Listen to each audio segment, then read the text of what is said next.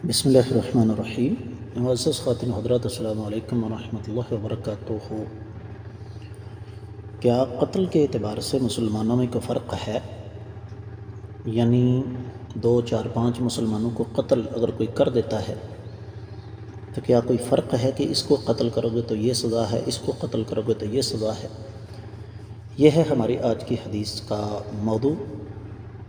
مشکوٰۃ المصابیح کتاب القصاص 3475ویں حدیث کتاب میں اور 30ویں ہے باب میں۔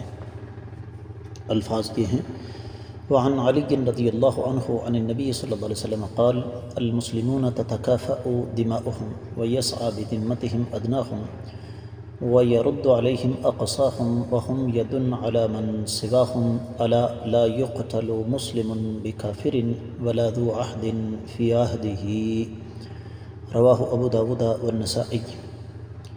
معزز خواتین و حضرات، یہ حدیث جس طرح آپ نے سنن ابی داؤد اور سنن نسائی کی ہے، میں تفصیلی حوالہ آپ کی خدمت میں پیش کرنے لگا ہوں۔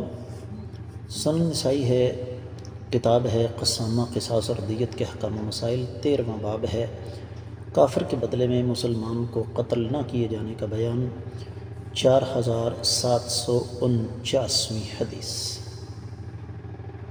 اور یہ حدیث شیخ البانی رحمۃ اللہ علیہ نے اس کو صحیح قرار دیا، جبکہ شیخ زبیر علی زئی رحمۃ اللہ علیہ اس کو حسن قرار دیتے ہیں۔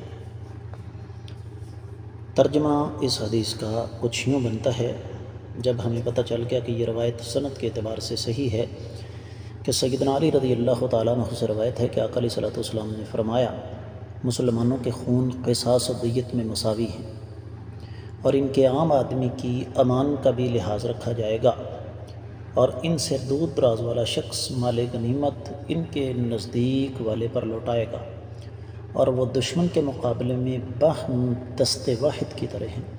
سن لو، کسی مسلمان کو کافر کے بدلے میں قتل نہیں کیا جائے گا، اور نہ ہی کسی معاہد یعنی ذمہ کو اس کے عہد میں قتل کیا جائے گا۔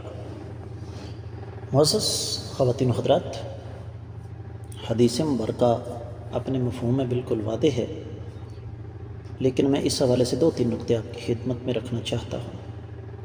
سب سے پہلا مسئلہ تو یہ کہ مسلمانوں کے حقوق برابر ہیں۔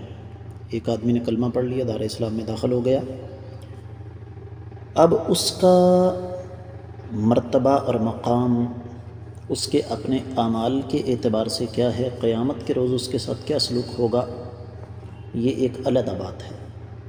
لیکن یہ جس طرح مسجد میں اگر وہ آ کر پہلی صف میں کھڑا ہو جاتا ہے تو اس کو پیچھے نہیں کیا جائے گا، بالکل اسی طرح ایک مسلمان اگر آج کلمہ پڑھتا ہے، ایک شخص آج اگر کلمہ پڑھ کے مسلمان ہو جاتا ہے، کوئی اس کو قتل کر دیتا ہے، تو قتل کرنے والے نے ایک مسلمان کو قتل کیا ہے، وہ نیا ہو یا پرانا ہو، پہلی بات تو یہ۔ دوسری بات اس حدیث سے معلوم ہوتی ہے کہ ایک عام مسلمان کسی کافر کو پناہ دے دیتا ہے تو اس کی پناہ کو سب تسلیم کریں گے، یہ بھی اللہ تعالیٰ کا ایک فضل ہے مسلمانوں پر۔ اور اس حدیث سے یہ بھی پتہ چلتا ہے کہ اگر بڑے لشکر میں سے چھوٹا لشکر کسی دور دراز علاقے میں دشمن پر شب خون مارتا ہے تو مال غنیمت اگر وہ حاصل کرے گا تو وہ اس مال غنیمت کا اکیلا مالک نہیں بلکہ اس میں سب برابر ہوں گے۔ اور اس حدیث سے یہ بھی پتہ چلتا ہے کہ اگر مسلمان کسی کافر کو قتل کر دے تو اس مسلمان کو سزا تو ملے گی، لیکن سزا قصاص والی نہیں ملے گی۔ یہ ناممکن ہے کہ کسی کافر کے بدلے میں کسی مسلمان کو قتل کیا جائے۔ ہاں، قاضی وقت، حاکم وقت، وہ اس بارے میں بہتر فیصلہ کر سکتا ہے کہ اس قاتل کو کیا سزا دی جائے۔